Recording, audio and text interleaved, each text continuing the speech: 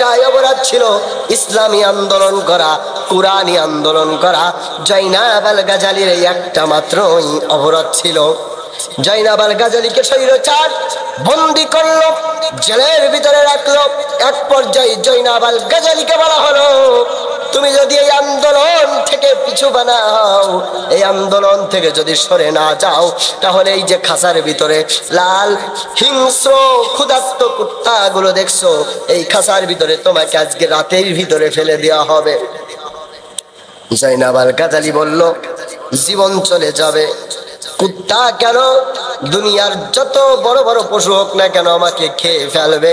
ইসলামী আন্দোলন, আল্লাহর কুরআনী আন্দোলন থেকে এক চুল পরিমাণ সরে আসবো না। সুবহানাল্লাহ। রাতের বেলায় অর্ডার আসলো, জয়নাব আল গাজালিকে ক্ষুধার্ত পাগলা কুত্তার খাঁচার ভিতরে ফেলায় দেওয়া হবে।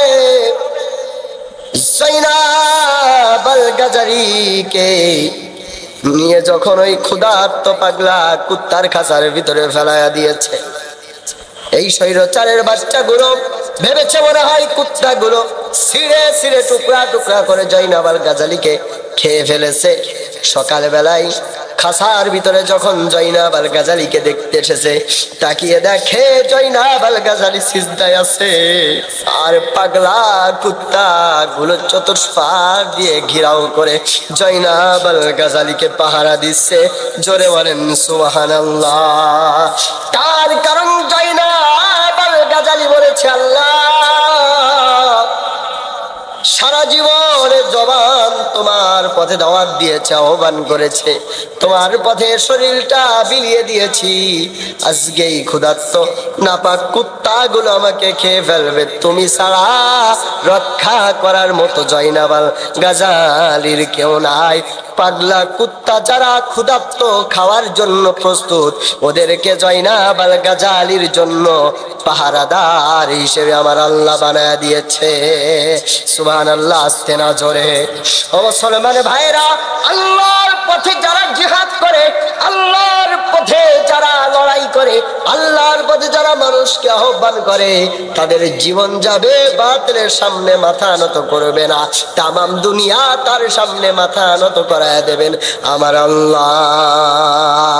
এজন্য জান মাল দিয়ে কার পথে জিহাদ করতে হবে? সবাই বলেন, কার পথে জিহাদ করতে হবে? ইয়া আইয়ুহাল্লাযীনা আমানু হাল আদুল্লুকুম আলা তিজারাতিন তুনজিকুম মিন আযাবিন আলীম। শহীদি রক্ত বৃথা যায় না, তবু কেন হাই মন মানে না। শহীদি রক্ত বৃথা যায় না, তবু কেন হাই মন মানে না। ঠিক কিনা বলেন? শহীদ হয়ে যাবে, দিনের পথে জান দিব, মাল দিব। আল্লাহ তাআলা বলে, তোমরা কেন দিবে না? খুশির সংবাদ শোনো, এমন একটা ব্যবসার সন্ধান আমি আল্লাহ তোমাদেরকে দিব, যে ব্যবসা যদি তোমরা করতে পারো, শোনো, তুমিনুনা বিল্লাহি ওয়া রাসূলিহি ওয়া তুজাহিদুনা ফি সাবিলিল্লাহি বিআমওয়ালিকুম ওয়া আনফুসিকুম যালিকুম খায়রুল লাকুম ইন কুনতুম তা'লামুন। যে ব্যবসা করলে তোমাদের কেমন জান্নাত দেয়া হবে। আগফির লাকুম মিন যুনুবিকুম ওয়া ইউদখিলকুম জান্নাতিন তাজরি মিন তাহতিহাল আনহার। জোরে বলেন সুবহানাল্লাহ। যে ব্যবসা আল্লাহর সাথে জান এবং মাল আল্লাহর রাস্তায় দিয়ে ব্যবসা যদি করতে পারেন, এমন জান্নাত রব্বুল আলামিন দিবেন যার নিচ দিয়ে ঝর্ণা ধারা প্রবাহিত। সুবহানাল্লাহ, আরো জোরে বলেন সুবহানাল্লাহ। আমি তো জানি না পাবো কি পাবো না, আল্লাহ তোমার দেয়া সেরা জান্নাত।